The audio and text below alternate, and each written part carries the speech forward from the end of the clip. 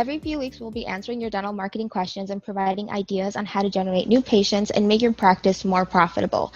I'm Fanny Barrientos, marketing expert here at ProSites, and I'm joined today by Tila Hall, our lead designer, and she's going to be answering some questions about website design. So let's get started with our first question that was submitted. Tila, you ready? I'm ready. Okay. So first question, how long have you been designing websites? Oh, so I've started designing websites when I got my first computer, which was actually later than probably most people, is in high school. I got into visual arts because I always thought of myself as kind of an artist, but really was not good at painting or like drawing. Yeah. So I like jumped on the computer and I started doing visual art kind of. I got the Adobe Suite and kind of played around in Photoshop, did all those fun photos, and then started winning awards in high school for it. And then I just jumped right into college and I got my bachelor and two bachelors in graphic design and digital media and an associate's in visual arts. And I kind of figured, oh, well, I'm kind of good at this. So I kind of stuck around with coding websites and doing a bunch of graphic design kind of stuff. The cool thing about web design, you're always learning something new. It's always changing. Mhm. So you got to keep up to date and I love learning. So it's one of those fields that I just keep researching and sticking around in.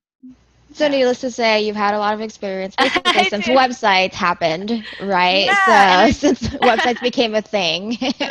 so probably about 12 years experience, but Yeah. I've been at ProSites for 6 years. So just being in the dental and accounting world, I've been able to kind of learn way more, especially with the other designers here. So. Yeah. Oh, cool. Well, actually, now that we're switching, let's talk about why a website is actually important for a business like a dental practice.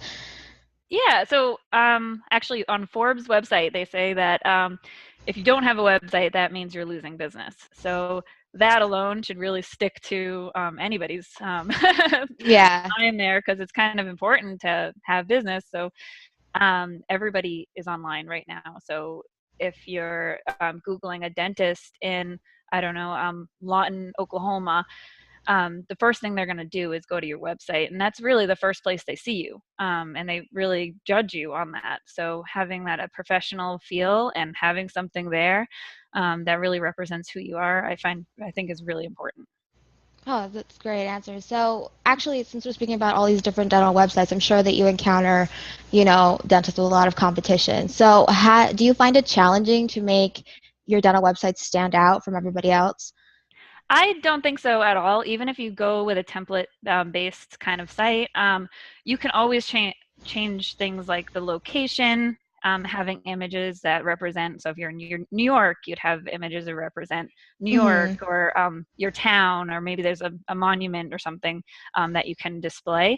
So having a personalized feel like that, if you want to go that route, if location is important.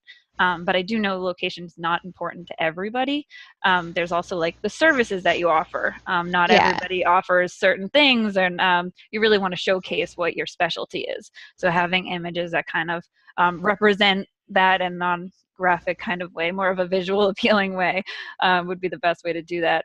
Even icons, iconology is great, using like little tooth icons or something like that to kind of represent what you're doing, and showing that on the first page. So it's pretty easy to stand out. And everybody has a brand, so matching your firm's or your dental's um, colors and branding is really important. Yeah, so actually, I know that like you had said there's a way to like personalize templates, but what about custom design? Would you recommend custom design for dentists?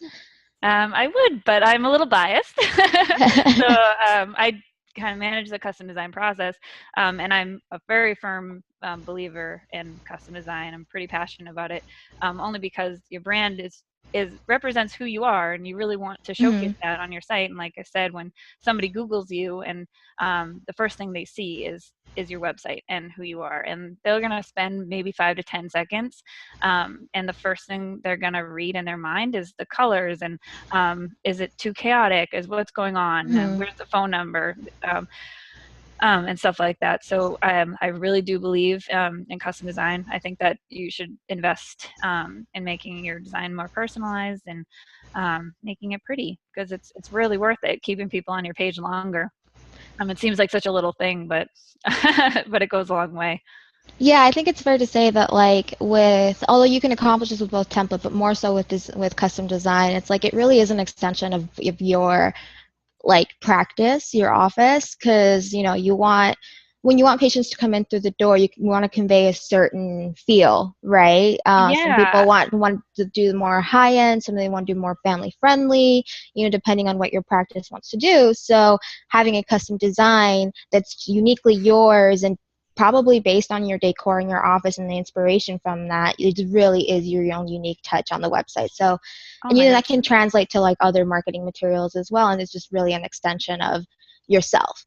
So I think that's what I find that dentists really attract with custom design as well, in my experience. Yeah, no, I completely agree. And I read somewhere that like 38% of visitors will actually leave your site if they find it unattractive. Yeah, So you just for like you might be the best in your field, but losing 38 people, just 38% of your clients just because your website might not represent you 100%.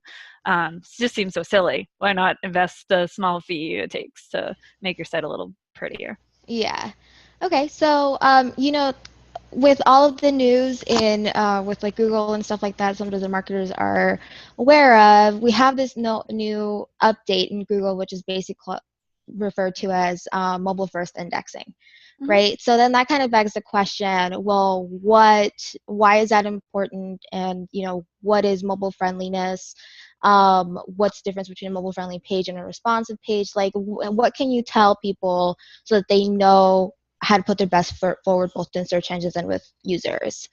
Yeah, so most sites nowadays you'll see are fully responsive sites. And what the difference really is between a responsive and a mobile friendly site is the responsive site is actually just the entire site. The entire site will adapt to any device, whether you're on a tablet or an iPad or a smaller resolution screen from even a big TV to a smaller laptop. It will adapt to whatever screen size you're on automatically. You won't have to make any adjustments.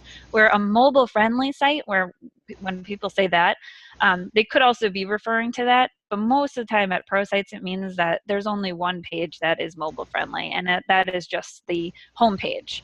So it has your basic information like your contact image, your logo, your branding, and basic information about you, but it's a little bit of a more simple page. Um, but it is really important, especially with Google kind of dinging sites that aren't fully responsive, to take that leap. We have so many offers now, like so many options of mobile friendly sites that you can just change to that are responsive, fully responsive. And if it's confusing, I would just ask the support team, and they'll be able to tell any dentist whether their site is fully responsive or just mobile friendly. Yeah, that's actually what Tila's referring to is if you're a ProSites member, you can really just reach out to your member services support team and then they'll just update the design for you. It really doesn't take more than just a phone call to let them know. And it's free. You don't have to pay for that. So, okay. So then, speaking of websites and kind of as how they've been evolving, like what's trending now in 2018? 2018 actually opened a lot of doors for web design. A lot of full width websites, full screen. You'll see big, beautiful slideshows or videos even that take up the entire screen. A lot of animations that are kind of going on now. A lot of flat gradients, a little bit different than like the hard gradients. They're more like subtle and like using more flat tone colors. A lot of big text is trending. That I think is more towards the accessibility and really you want people to be able to read your site. Helps legibility and be able to read your site on all screens. So yeah, big text is like in right now. Yeah, okay. So basically, it was just like a really like flat design, big text that's more modern.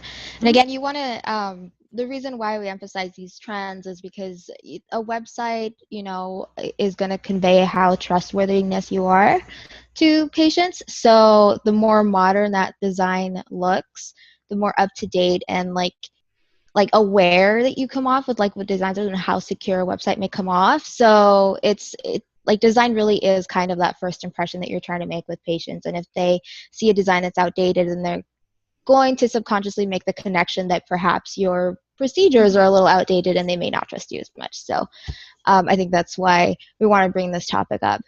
So speaking of design and trends and big font, what font size, what's the smallest font size you would recommend on a across the board? Yeah, right now probably 16 pixels is about the average. It used to be 12, and that's probably what everyone uses on Word.